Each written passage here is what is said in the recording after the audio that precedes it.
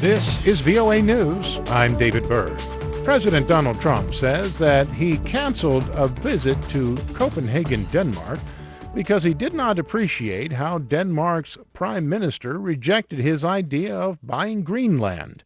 We get more from Washington correspondent Sagar Meghani. Prime Minister Mette Frederiksen had called the idea absurd. I thought it was a very not nice way of saying something. And nasty and inappropriate. You don't talk to the United States that way, at least unto me. His tweet canceling next month's visit blindsided the Danish royal palace. Frederiksen says she's surprised and disappointed. I had been looking forward to the visit. Our preparations were well underway. And says the U.S. remains one of her nation's closest allies. Sagar Meghani, Washington. In a move almost certain to trigger a new court fight, the Department of Homeland Security is moving to end a long-standing federal court agreement that puts limits on how long immigrant children can be kept in federal detention. AP's Ben Thomas reports. Acting Secretary of Homeland Security Kevin McAleenan says removing the 20-day limit on family detention would close a loophole that he says encourages people to cross the border illegally. The new rule will protect children by reducing incentives for adults, including human smugglers, to exploit minors in the dangerous journey to our border, using them to beat the system and be released into the United States. But Clara Long of Human Rights Watch says the administration has provided no evidence that detaining children indefinitely will change the calculations that people who are fleeing for their lives are making. And she warns that prolonged detention can traumatize children. Ben Thomas, Washington. For more on these stories and the rest of the day's news, be sure to visit our website, voanews.com. This is VOA News.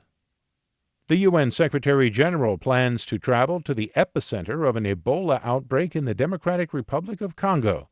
We get the details from VOA's Margaret Bashir. UN Secretary-General Antonio Guterres plans to visit the country for 3 days, arriving August 31st. His spokesman, Stéphane Dujarric, told reporters that Guterres wants to assess the situation and mobilize additional support for the response. In the province of North Kivu, he is scheduled to meet with Ebola survivors and health workers during a visit to an Ebola treatment center. He will also meet with Congolese President Félix Tshisekedi in the capital, Kinshasa. In July, the WHO declared the Ebola outbreak to be a public health emergency of international concern.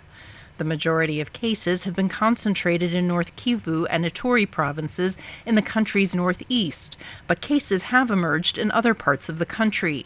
Margaret Bashir, VOA News, the United Nations. The Vatican has acknowledged an Australian court's decision to uphold Cardinal George Pell's conviction on sexual abuse.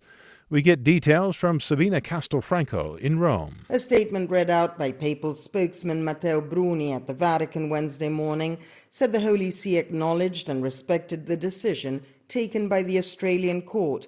He added that Pell has the right to a further appeal. As the proceedings continue to develop, the Holy See recalls that the Cardinal has always maintained his innocence throughout the judicial process, and it is his right to appeal to the High Court. Cardinal George Pell is the highest-ranking church official ever to be convicted of child sex abuse. In March of this year, he was found guilty of sexual abuse on two 13-year-old choir boys in St. Patrick's Cathedral in the late 1990s, while he was the Archbishop of Melbourne. He was sentenced to 6 years in prison.